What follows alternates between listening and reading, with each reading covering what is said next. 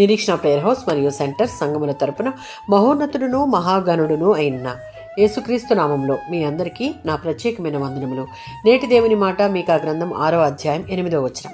మనుష్యుడా, ఏది ఉత్తమమో అది నీకు తెలియజేయబడి ఉన్నది.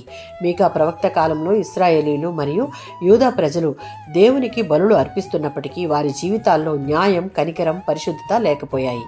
వారు ఆచారాలను పాటిస్తూ పేదలను అణిచివేస్తూ అన్యాయం చేస్తూ ఉన్నారు. మీకా గ్రంథం 6వ అధ్యాయం 6-7 వచనాలలో ప్రజలు దేవునికి వేలాది బలులు అర్పిస్తే ఆయన సంతోషిస్తాడా అని అడుగుతూ ఉన్నారు. దానికి దేవుడు 6వ అధ్యాయం 8వ వచనంలో సమాధానమిస్తూ తాను కోరేది బాహ్య బలులు కాదు, మారిన హృదయం మరియు నీతియుక్తమైన జీవితం అని తెలియజేస్తూ ఉన్నాడు. మనుషులకు ఉత్తమమైనది 3 విషయాలను ఈ వాక్యంలో చెప్పబడ్డాయి. మొదటిది న్యాయంగా నడుచుకొనుట, అనగా ప్రతి విషయంలో నిజాయితీగా పక్షపాతం లేకుండా ప్రవర్తించాలి. ద్వితీయోపదేశకాండం 16వ అధ్యాయం 20వ వచనం. నీవు జీవించి నీ దేవుడైన యెహోవా నీకిచ్చుచున్న దేశమును స్వాధీనపరుచుకున్నట్లు న్యాయమునే అనుసరించి నడుచుకొనవలను.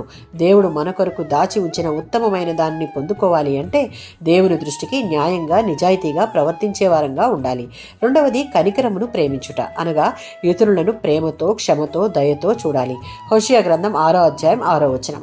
మన దేవుడు బలిని కాక మనలోని కనికరమును కోరుతూ ఉన్నాడు. మూడవది దేవునితో దీన మనసుతో నడుచుకునుట, అనగా గర్వం లేకుండా దేవునిపై ఆధారపడి జీవించాలి. సామెతల గ్రంథం 3వ అధ్యాయం 5-6 వచనాలు. మన ప్రవర్తన అంతటి యందు దేవుని అధికారమునకు ఒప్పుకుంటే, దేవునినే పూర్ణ హృదయంతో నమ్ముకుంటే ఉత్తమమైన ప్రతి ఆశీర్వాదం కూడా మనదే. ఆమేన్.